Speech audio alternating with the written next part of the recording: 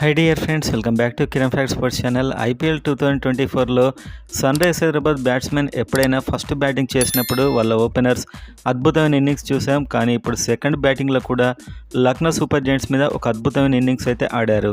ఒక్కరు కూడా అవుట్ కాకుండా 9.4 ఓవర్స్లో 165 టార్గెట్ను ఛేదించి కేవలం అతి త్వరగా ఛేదించడమే కాదు, ఒక భారీ రన్ రేట్ని అయితే నమోదు చేసుకున్నారు. నెగిటివ్ నుంచి పాజిటివ్ 0.4కి వచ్చేశారు. భారీ రన్ రేట్తో గెలిచారు. దీంతో టేబుల్ థర్డ్ ప్లేస్కి వెళ్ళిపోయారు. సో ఈ విన్ అండ్ నేను ఎస్ఆర్హెచ్ ప్లేయర్స్ యొక్క బ్యాటింగ్ నచ్చిన వారు వీడియోని లైక్ చేయండి. అండ్ ప్లే ఆఫ్ ఎవరు వెళ్తారు అనుకుంటున్నారు కామెంట్ చేయండి. అండ్ సబ్స్క్రైబ్ అయితే చేసుకోండి. ఐపీఎల్ అండ్ ఎస్ఆర్హెచ్ అప్డేట్స్ మన ఛానల్లో ఉంటాయి.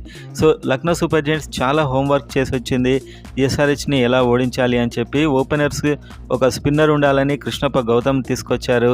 అండ్ ఫస్ట్ బ్యాటింగ్ చేస్తే వాళ్ళు 250 260 కొడతారని చెప్పి వీళ్ళే ఫస్ట్ బ్యాటింగ్ కూడా తీసుకున్నారు వెంటనే. సో అన్ని రకాల ప్రయత్నాలు చేశారు, కానీ బ్యాటింగ్లో రాణించలేకపోయారు. ఎస్ఆర్హెచ్ బౌలర్స్ ఫెంటాస్టిక్గా బౌలింగ్ చేశారు. 165 అయితే కొట్టారు. ఆ తర్వాత ఎస్ఆర్హెచ్ బ్యాట్స్మెన్ యొక్క షో మొదలైంది. కేవలం 9.4 ఓవర్స్. సో మనం మ్యాచ్ చూడడానికి కూర్చునే లోపే మ్యాచ్ కంప్లీట్ చేశారు.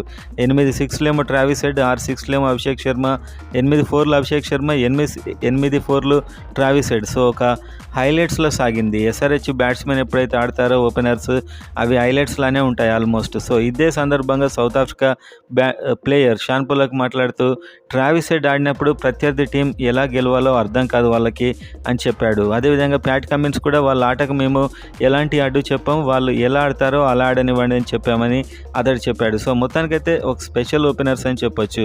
కొన్నిసార్లు ఫెయిల్ అయినా కూడా ఆడితే మాత్రం చాలా బీభత్సంగా ఆడుతున్నారు. సో అదేవిధంగా points table Kolkata night riders 11 మ్యాచ్లో 8 గెలిచింది. రాజస్థాన్ రాయల్స్ 11 మ్యాచ్లో 8. ఇవి రెండు ప్లే ఆఫ్ వెళ్తాయి అనే నేను అనుకుంటున్నాను. ఎందుకంటే మిగతా టీమ్స్ 8 గెలిచే స్థాయిలో అయితే లేవు. ఈ ఎస్ఆర్హెచ్ 12 మ్యాచ్లో 7 గెలిచింది. వీళ్ళ good news, SRH good news ఏంటంటే 2 హోమ్ గ్రౌండ్ మ్యాచ్లు ఉన్నాయి. Gujarat Titans and Punjab Kings లాంటి టీమ్స్ కూడా ఉన్నాయి. వీళ్ళని కాస్త ఓడించవచ్చు అనే ఫీలింగ్ అండ్ హోమ్ గ్రౌండ్ అనే ఫీలింగ్ అండ్ భారీ పాజిటివ్ రన్ రేట్ ఉందనే ఫీలింగ్తోనైతే ఎస్ఆర్హెచ్ చాలా పాజిటివ్ వైబ్స్ అయితే కనిపిస్తున్నాయి. నెక్స్ట్ సిఎస్కే 11 మ్యాచ్లో 6 గెలిచారు అండ్ వీళ్ళకి ఇంకా 3 ఉన్నాయి. సో వీళ్ళు 3 మ్యాచ్ల్లో 2 గెలిచినా కూడా ఈ 8 విజయాలు అవుతాయి. And Delhi Capitals and Lucknow super giants 2 మ్యాచ్లు ఉన్నాయి, 6 గెలిచారు. సో వాళ్ళ మధ్య కూడా ఒక మ్యాచ్ ఉంది. సో ఆ మ్యాచ్ ఓడిపోయిన వారు ఆటోమేటిక్గా అవుట్ అయిపోతారు.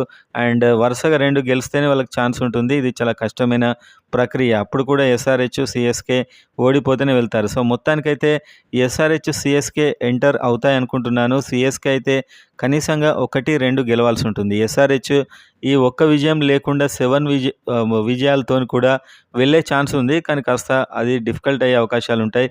కాబట్టి నెక్స్ట్ 2 మ్యాచ్లో 1 గెలిస్తే డైరెక్ట్ వెళ్ళిపోతారు, హైవే మీద నుంచి వెళ్ళినట్లు. లేకపోతే రన్ రేట్ ప్రకారం అయితే జరుగుతుందని నేను అనుకుంటున్నాను. నిన్నటి మ్యాచ్లో నితీష్ కుమార్ అయితే ఒక క్యాచ్ హైలైట్ అని చెప్పొచ్చు.